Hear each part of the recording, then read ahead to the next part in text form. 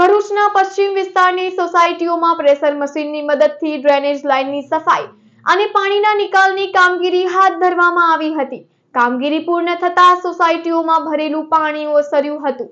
ભરૂચ જિલ્લામાં હવામાન વિભાગની આગાહી બાદ સતત 3 દિવસ સુધી પડેલા ધોધમાર વરસાદને કારણે શહેરમાં અનેક વિસ્તારોમાં જળબંબાકાર જેવી સ્થિતિ સર્જાઈ હતી. ખાસ કરીને ભરૂચ નગરપાલિકાના વોર્ડ નંબર 2 હેઠળ આવેલી અનેક સોસાયટીઓમાં ઘૂંટણસમા વરસાદી પાણી ભરાઈ જતા સ્થાનિક રહેવાસીઓને ભારે હાલાકીનો સામનો કરવો પડ્યો હતો. વરસાદી પાણીના યોગ્ય નિકાલ માટેની પ્રી મોન્સૂન તૈયારીઓ અને ડ્રેનેજ વ્યવસ્થાને લઈને પણ અનેક સવાલો ઊભા થયા હતા. પાણી લાંબા સમય સુધી ભરાયેલા રહેતા સ્થાનિકોમાં નગરપાલિકાની પ્રી મોન્સૂન કામગીરી સામે અસંતોષ જોવા મળ્યો હતો.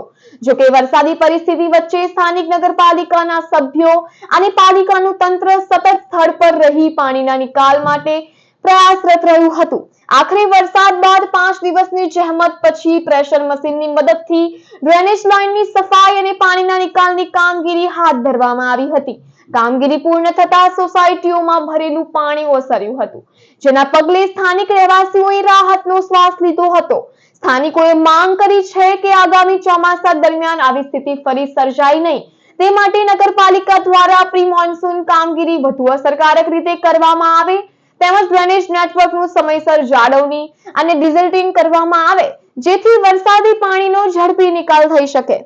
છેલ્લા સમયથી જે અનરાધાર વરસાદ પડ્યો ભરૂચ જિલ્લામાં અને સાથે સાથે ભરૂચના અમુક વિસ્તારોમાં જે કંઈ પશ્ચિમ વિસ્તાર છે એમાં સમગ્ર સોસાયટીઓ પાણીમય બની ગઈ હતી અને અમે ચૂંટાયેલા સભ્યોએ આજીજી નાખી અમારા તંત્ર વિભાગ તરફથી અને તંત્ર વિભાગથી બહુ ખૂબ જ સરાહનીય કામગીરી માટે અમને જે કંઈ સાધન સંપન્ન જોઈતું હતું એ ખડે પગે પોતે વિઝિટ લીધી અને એમાં કલેક્ટર શ્રી અને પ્રાંત મેડમ સાહેબ અને અમારા ચીફ ઓફિસર સાહેબ અને એમના જીએસઆરટીસી ને એમને કીધું અને અહીંયા તમામ લોકો હાજર રહી અને અમને આશ્વાસન આપ્યું અને સાધન સામગ્રી આપી અને પાણી આજે સમગ્ર ઉતરી ગયું છે.